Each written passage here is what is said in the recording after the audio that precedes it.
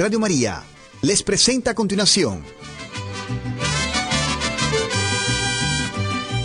El arte de vivir. Bienvenidos.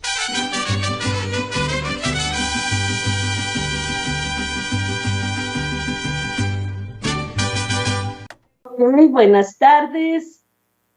¿Qué tal? Es una alegría y un gusto estar de nuevo en contacto con ustedes. Mi nombre es Carmen Medina, misionera seglar, psicoterapeuta, transmitiendo desde Guadalajara, Jalisco, México, este maravilloso programa del arte de vivir. El domingo pasado se celebró al Señor de la Misericordia. Y yo me quedé pensando, qué hermoso, la misericordia del Señor es maravillosa. Pero lo peor es que en esta época nadie cree necesitar de la misericordia de Dios. Hoy vamos a hablar un poquito de la conciencia versus inconsciencia. La mayoría de personas en esta época ha desarrollado una conciencia laica, de tal manera que para ellas deciden qué para ellas es pecado y qué no es pecado. Y lo peor es que estas personas dicen conocer a Dios o estar bien con Él, pero no cumplen sus mandatos, ni siquiera los conocen. San Juan nos dice en Primera de Juan 2:4, si alguien dice yo lo conozco, pero no guarda sus mandatos, ese es un mentiroso y la verdad no está en él. Palabra de Dios. A mí me gustaría que entendiéramos que la verdad no es unitaria. Hay un solo camino de verdad para llegar a la vida eterna y ese es Cristo. Y no entiendo cómo es posible que muchas personas se digan católicas y no cumplan los mandatos de Dios. Yo creo que eso es un alto grado de inconsciencia. Imagínate, desgraciadamente X persona atropella a tu hijo y lo mata. Piensa que esa persona viene y te dice, discúlpame, fue un accidente, perdóname. ¿Cómo reaccionarías? Yo creo que si eres una persona, pues noble, le dirías, pues te perdono. Ahora piensa que te dice, yo sabía muy bien lo que hacía y maté a tu hijo con alevosía y ventaja y no me arrepiento, porque para mí eso no fue malo. ¿Reaccionarías igual? Bueno, yo creo que si a Dios le dices que fue por ignorancia que rechazaste a su hijo, quien dio la vida para salvarte, Dios va a reaccionar con misericordia. No. Si tú le dices que conocí a tu hijo, conocí sus mandatos, pero terminé haciendo lo que me dio la gana y lo rechacé porque quise, ¿cómo crees que reaccione Dios? Por eso Juan es tan radical al decir, quien dice yo lo conozco, y no cumple sus mandatos, es un mentiroso, y la verdad no está en él. Y acuérdate, en Juan 8:44 nos dicen que Satanás es padre de toda mentira. Y lo peor del caso no es decir mentira, sino vivirla. Y cada vez que tú estás viviendo una mentira, le estás diciendo al diablo papá. Y él te ayuda a que desgraciadamente vivas la mentira como verdad. Porque en la actualidad, yo creo que el pecado más grande es creer que no tengo pecados. Y si creo que no tengo pecado, ¿de qué me voy a arrepentir o convertir? Pues no tengo nada de que confesarme. Y si no tengo pecado, ¿para qué necesito un Salvador? ¿Para qué necesito un Dios misericordioso? En Primera de Juan 8, del 8 al 10 dice, si decimos que no tenemos pecado, nos estamos engañando a nosotros mismos y la verdad no está en nosotros. Pero si confesamos nuestros pecados, Él, que es fiel y justo, nos perdonará nuestros pecados y nos limpiará de toda maldad. Si dijéramos que no hemos pecado, sería como decir que Él miente y su palabra no estaría en nosotros. Palabra de Dios. Un día el duque de Osuna, siendo virrey de la ciudad de Nápoles, visitó la cárcel porque quería otorgar el perdón a un culpable. Y a cada uno de los presos preguntó el motivo de su condena. Y todos los presos juraron ser inocentes. Acusaron a los jueces injustos y exigieron ser puestos en libertad. Tan solo uno de ellos reconoció sinceramente arrepentido su propio crimen. Entonces el virrey ordenó a los guardias: liberen a este hombre, a lo que todos los demás replicaron: ¿pero por qué? Y el virrey respondió: yo vine a perdonar a un culpable y todos ustedes son inocentes. Este es el único culpable que yo encontré para perdonar. Curiosamente, Cristo ha venido al mundo a perdonar culpables, pero desgraciadamente la mayoría de personas se la pasa echando culpas o se escudan en una y mil excusas para no reconocer su culpa. Y desgraciadamente el único pecado que Dios no puede perdonar es aquel del cual no me arrepiento y no pido perdón. Mucha gente, a muchos de los que trabajamos en la iglesia activamente, nos cuestiona: fíjate tanto que vas al templo y a las cosas de Dios y mírate. Yo siempre les contesto ante estos cuestionamientos: si vas a un hospital, ¿qué esperas ver? ¿Enfermos? En un manicomio, locos, y en la iglesia, pecadores. Por lo tanto, yo estoy en el lugar correcto. Yo me reconozco enferma, pecadora, necesitada de Cristo Jesús. Necesito de su salvación. Más bien tú eres el que te sientes sano y santo. Por eso no te acercas a Dios, porque crees que no necesitas de Él. Pero, ¿por qué no te buscas en la lista de los enfermos o de los pecadores? A lo mejor encuentras ahí tu nombre.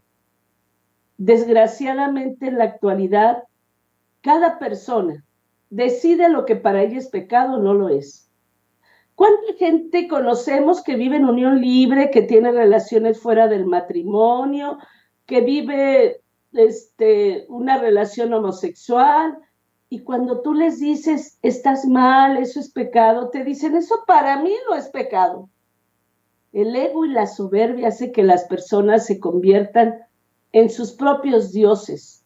Y por eso ellas deciden lo que para ellas es pecado y lo que no lo es. Adán y Eva perdieron el paraíso, porque aunque Dios les dijo categóricamente que no comieran de ese árbol, del fruto prohibido, ellos decidieron que eso no tenía nada malo y comieron. Eso es lo que está causando en la actualidad el relativismo de conciencia, la inconsciencia, que es de lo que voy a hablar un poquito más en este programa. Pero primero vamos a ver qué entendemos por conciencia. Me llama la atención esta definición de Newman.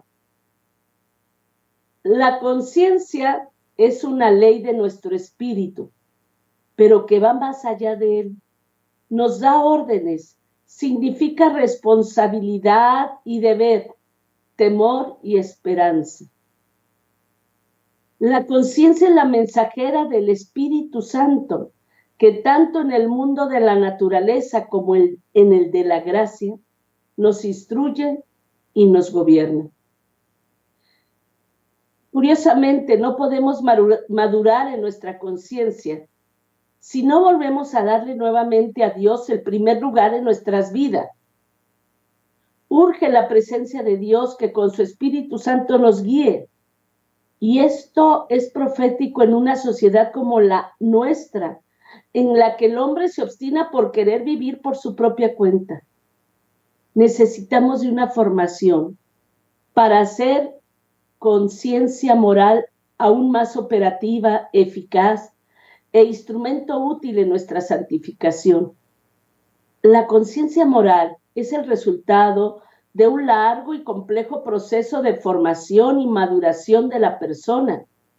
Se va estructurando paulatinamente y progresivamente escuchando la palabra de Dios y haciendo la vida. Esta tarea es continua, como bien nos dice el Catecismo de la Iglesia Católica. La educación de la conciencia es una tarea de toda la vida. Desde los primeros años despierta al niño al conocimiento y a la práctica de la ley interior reconocida por la conciencia moral. Una educación prudente enseña la virtud, preserva o sana del miedo, del egoísmo, del orgullo, de los insanos sentimientos de culpabilidad y de los movimientos de complacencia nacidos de la debilidad y de las faltas humanas. La educación de la conciencia garantiza la libertad y engendra la paz del corazón. Curiosamente, la educación moral de la persona consiste en la formación de la conciencia y las virtudes. Hace responsable a la persona, capacitándola para discernir entre el bien y el mal, fortaleciéndola para hacer el bien y para evitar el mal. Esto parece decisivo actualmente ante la emergencia por la desorientación y la fragilidad moral reinante, ante la incapacidad de las personas, especialmente de los jóvenes, para reconocer el bien y perseguirlos. Todos los seres humanos, desde nuestro bautismo, recibimos a través del Espíritu una conciencia. Esta conciencia se va expandiendo, entre más conocimientos vamos adquiriendo. Una persona inconsciente es una persona que opta por la ignorancia, que decide no pensar, que se deja llevar por sus instintos, por sus impulsos, por lo que dicen los medios de comunicación, por el qué dirán, no sé. Desgraciadamente son personas que en ocasiones actúan como animales irracionales. Una persona inconsciente se daña a sí misma y daña enormemente a los que lo rodean. Por ejemplo, un papá inconsciente es aquel que se alcoholiza, es agresivo, machista.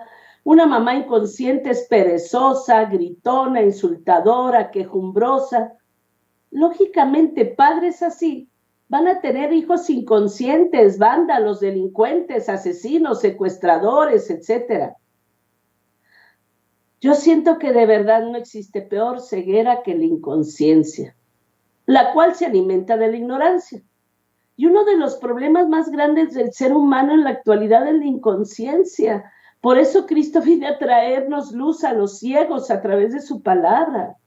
Un católico que no conoce las sagradas escrituras es un católico inconsciente que se daña a sí mismo y daña a los demás.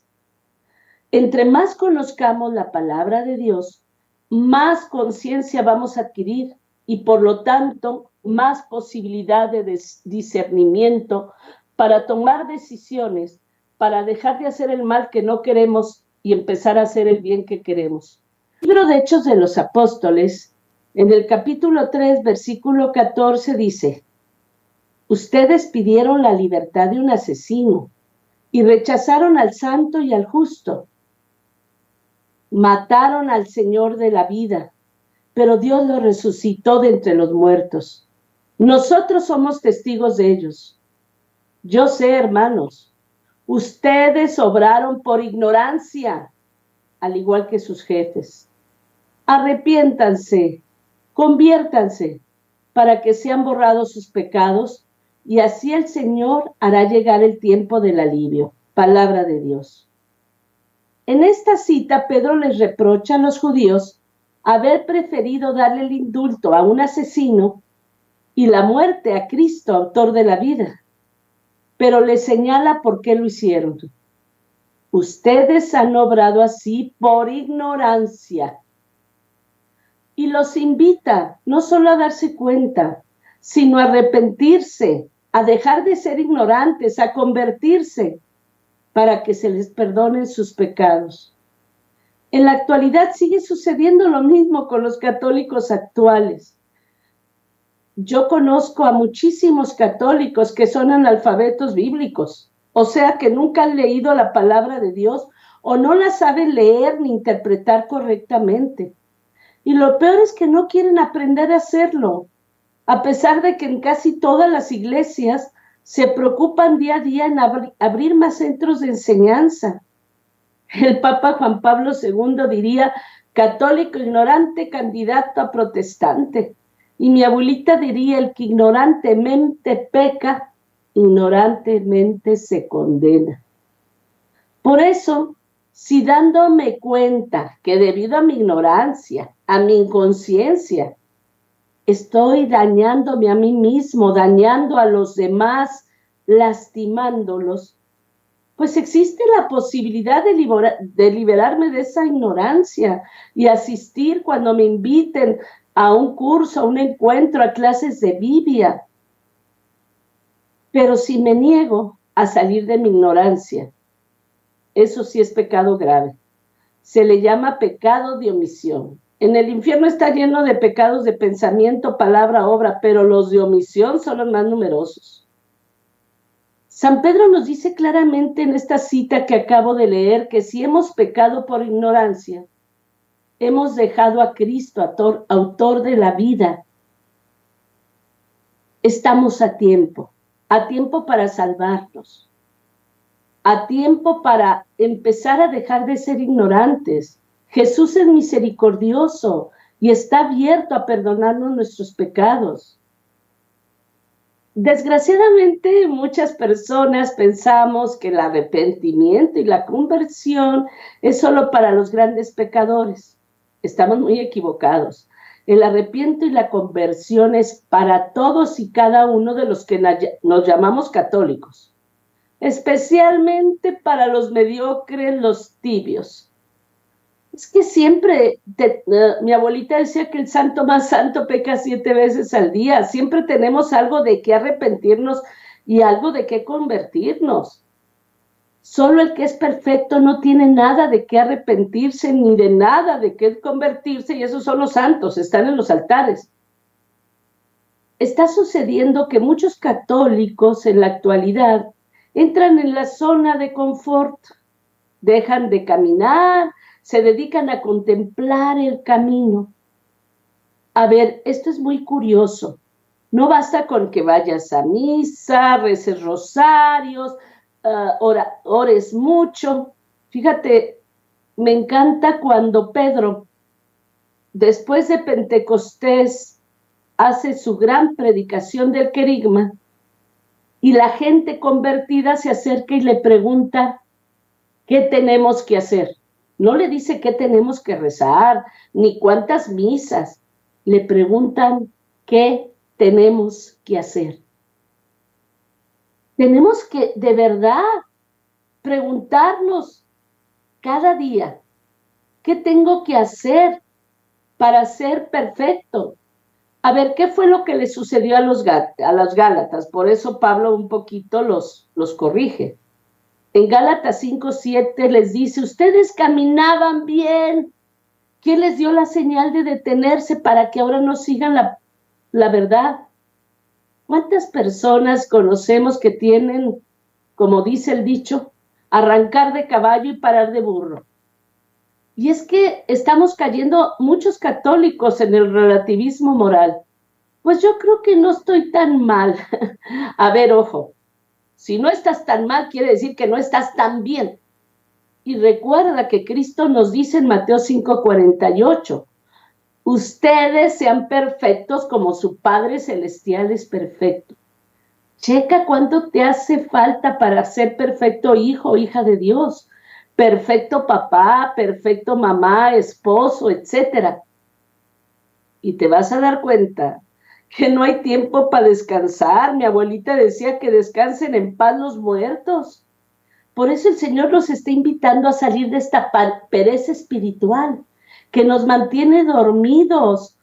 En Efesios 5:14 nos dice, despiértate tú que duermes, levántate de entre los muertos.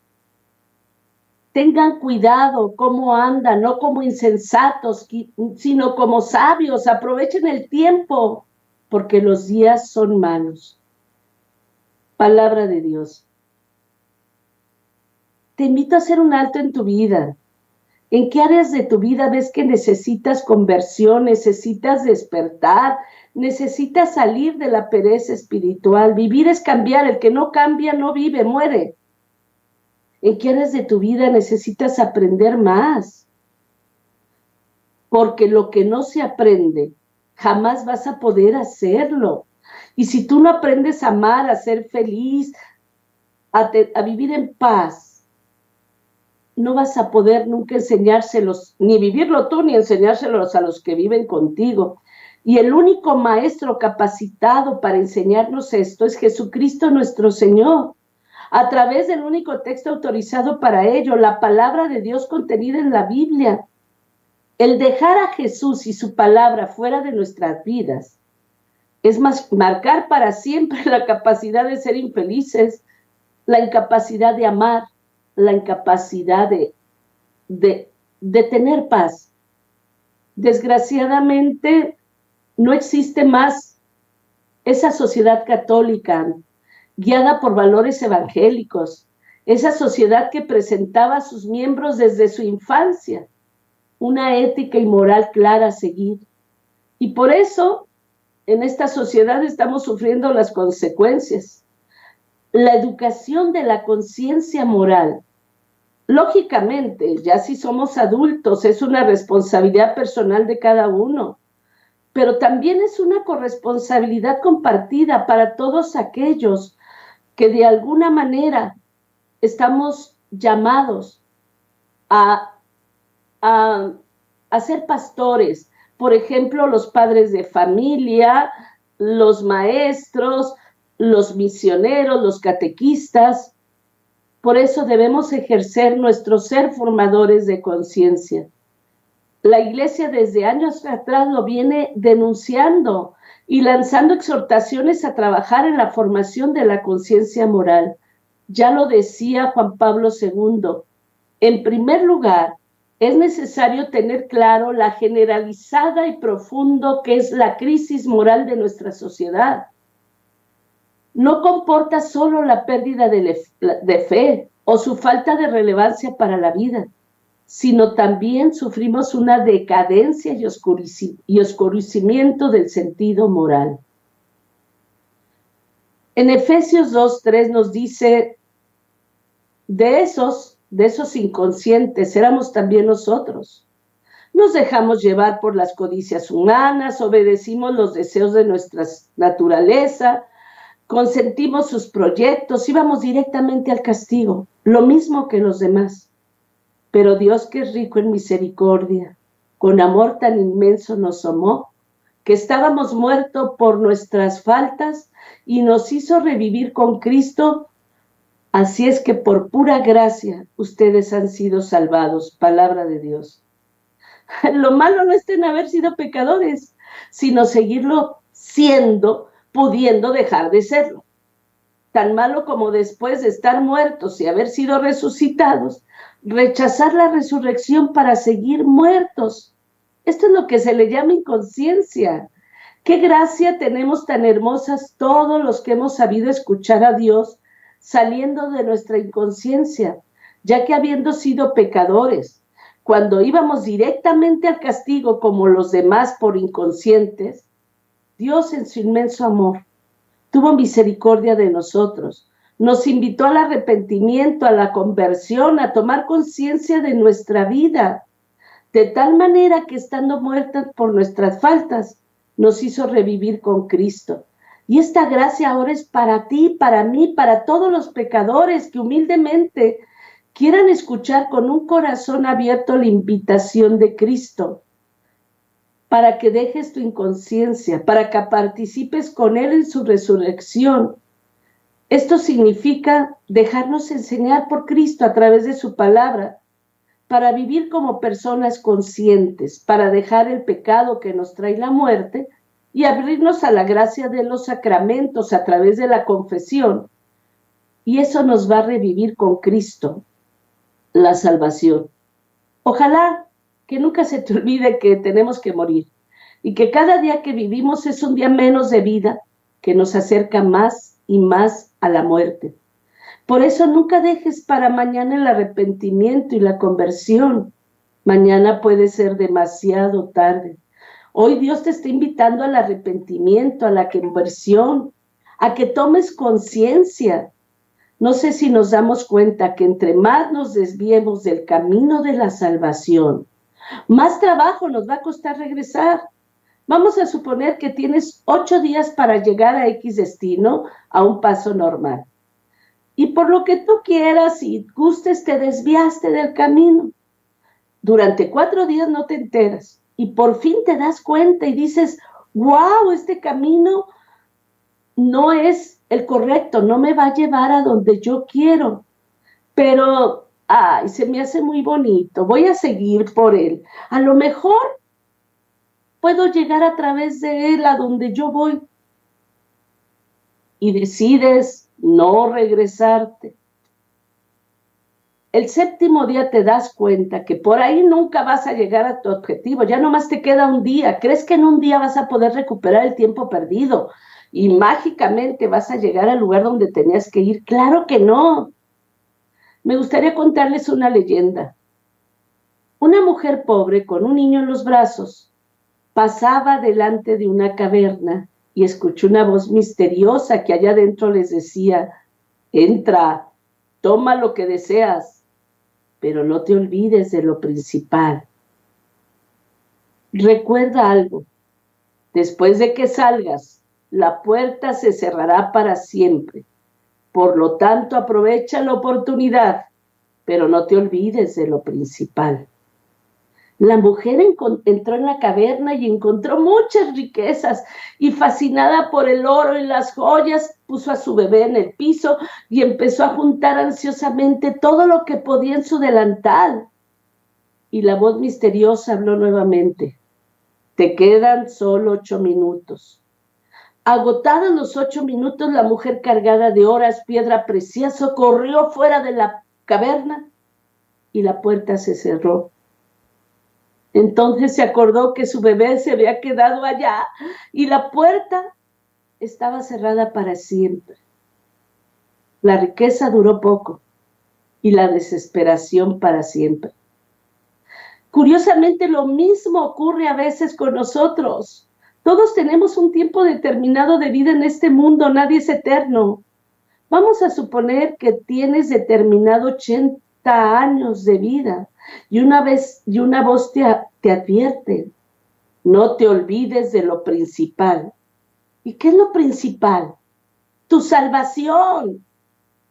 Dios es el amor, la fe, la vida eterna, los valores espirituales, la oración, la vigilancia, la familia, los amigos, la vida. Pero la flojera, las riquezas, los placeres materiales nos fascinan tanto que lo principal siempre se queda al lado. Y así agotamos nuestro tiempo de vida y dejamos a un lado lo esencial. ¿Y qué es lo esencial? Los tesoros del alma. Que jamás nos olvidemos que la vida en este mundo pasa rápido y que la muerte llega de manera inesperada, que cuando la puerta de esta vida se cierra para nosotros, de nada valdrán las lamentaciones. Vivimos en un mundo lleno de inconsciencia, de problemas, de angustia, de corrupción, de vandalismos, de injusticia, de secuestros. Gente desaparecida, donde cada día mueren niños inocentes, padres de familia con estrés, incapaces de amar y dar amor. Todo eso porque hemos olvidado lo principal, a Cristo como centro de nuestras vidas. Yo creo que el más grande grado de inconsciencia es creer que el saber justifica el no hacer. O sea, ¿cuántos padres de familia les dicen a sus hijos, no fumen, no tomen, no vean pornografía, no mientan? Y ellos no cumplen ninguna de estas ordenanzas. Cristo les decía a los fariseos que su pecado iba a ser más grande porque viendo no quisieron ver y oyendo no quisieron oír. Y Jesús les decía a sus discípulos acerca de los maestros de la ley y fariseos en Mateo 23:3.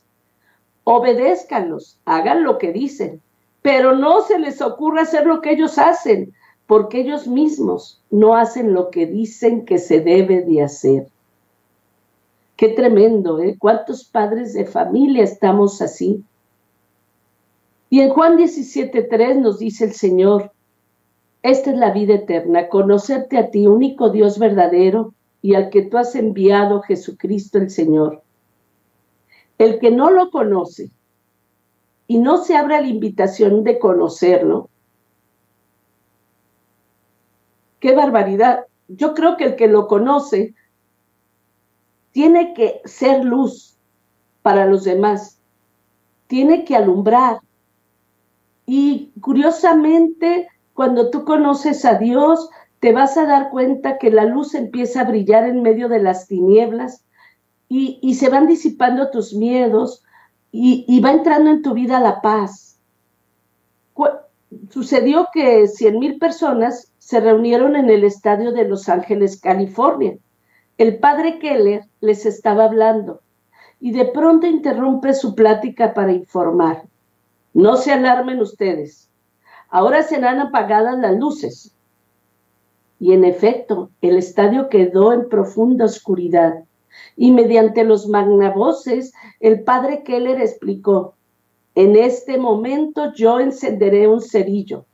Los que vean su luz digan simplemente en voz fuerte, sí. En cuanto brilló aquel punto de luz, toda la muchedumbre gritó sí. Entonces el padre Keller explicó, de manera semejante, cualquier conocimiento, por pequeño que tengan de Dios, que se traduzca en un acto de bondad y que se traduzca en un acto de amor. Y ese acto brillará en las tinieblas de un corazón humano. Por pequeño que sea ese conocimiento, ese rasgo de bondad, no puede pasar desapercibido. Luego el padre Keller agregó, ustedes pueden hacer mucho más. Por favor, todos los presentes que tengan un cerillo, un encendedor, enciéndanlo, por favor.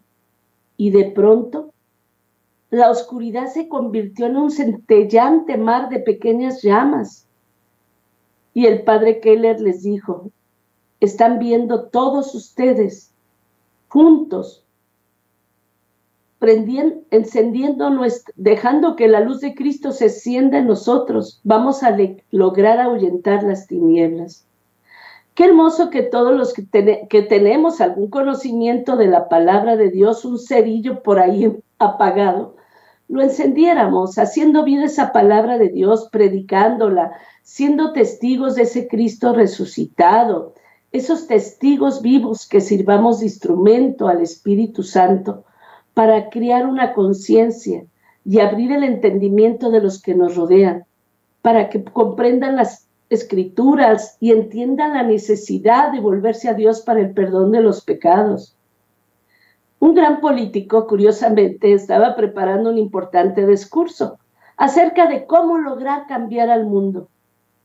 Pero su niñita, su hijita de 8 años de edad, lo distraía jugando, corriendo, gritando. Entonces al papá se le ocurrió tenerla ocupada durante un tiempo con una especie de rompecabezas.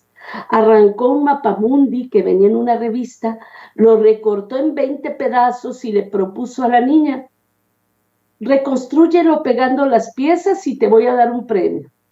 Finalmente el político podía concentrarse, pero se equivocaba. A los pocos minutos la niña gritó, papá, papá. Y el papá le dice tan pronto, ¿cómo es posible? Y la niña le dice, papá, fue muy fácil. Aquí en el reverso del mapa venía esta foto de un hombre. Reconstruí al hombre y sin darme cuenta ya estaba reconstruido el mundo. Tenemos que voltear la hoja, porque nos hemos dedicado tanto a cuidar de la alimentación, de adquirir bienes, de satisfacernos, de curarnos, de curar al ser humano. Este es el cuento de nunca acabar, que se nos ha olvidado, que primero tenemos que reconstruir al ser espiritual, al Hijo de Dios, para luego reconstruir al ser humano, y solo así nuestro mundo va a cambiar. Por eso, Primera de Juan 5:20 nos dice, sabemos también que el Hijo de Dios ha venido y nos ha dado inteligencia para que conozcamos al que es verdadero. Nosotros estamos en el verdadero, en su Hijo Jesucristo. Ahí tienen el Dios verdadero y la vida eterna, palabra de Dios. La inteligencia Dios no nos las dio para que la gastáramos haciendo el mal a nosotros mismos, a los demás, sino para que a través de ella aprendiéramos a conocerlo. Y conociéndolo aprendiéramos a amarlo, obedecerlo, alcanzando así la salvación para nuestras almas y para los que nos rodean. El otro día estaba escuchando en un programa de radio que estaba dialogando un señor llamado Juan, encargado de la Liga Protectora de Animales, con un señor llamado José. Don Juan decía, yo te aseguro, José, que los animales son más inteligentes que los hombres, decía don Juan. Y José replicó, ¿estás loco? Los hombres somos más inteligentes que los animales. Y don Juan siguió diciendo, mira, el animal una vez cae en un hoyo, dos no. El animal una vez come algo que le hace daño, no, dos no. En cambio, el hombre es el único animal que cae una y otra vez en el hoyo, en el pecado, y sigue cayendo a pesar de estar sufriendo las consecuencias. El hombre es el único animal que se come o se toma algo que le hace daño. Por ejemplo, alcohol, droga, y en la cruda dice que no va a volver a hacerlo jamás, pero una vez que se siente bien, vuelve a comérselo, a tomarlo. Ahora dime, ante las pruebas, ¿quién es más inteligente, el animal o el hombre?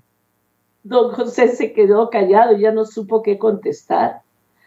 Solo el hombre inteligente es capaz de dejarlo todo para acercarse más y más a aquel que puede salvarle y darle no solo la paz en esta vida, sino la salvación y la vida eterna en la otra. ¿Tú cómo estás actuando en este momento en tu vida? ¿Eres de los inteligentes que dejas todo para acudir al llamado de Dios, para recibir la sabiduría, para aprender a conocerlo y amarlo? ¿O eres aquellos que estás tan metido en las cosas del mundo que dejas a Dios para llenarte de las cosas del mundo, que únicamente te van a llevar a la condenación y al infierno? Me gustaría terminar con la oración que Pablo hace a Dios en Efesios 1, del 17 al 19. Que el Dios de Cristo Jesús nuestro Señor, el Padre que está en la gloria, se les manifieste, dándoles espíritu de sabiduría, para que lo puedan conocer, que les ilumine la mirada interior, para que entiendan lo que esperamos a raíz del llamado de Dios. Y qué herencia tan grande y gloriosa reserva Dios a sus santos, y con qué fuerza tan extraordinaria actúa a favor de los que creemos. Palabra de Dios. Que Dios los bendiga y que nos permita seguir caminando, nos permita seguir tomando conciencia, iluminando nuestra vida con la palabra de Dios e iluminando la vida de los que nos rodean, con nuestro testimonio y con nuestra predicación. Que Dios los bendiga y muchas gracias por escucharme.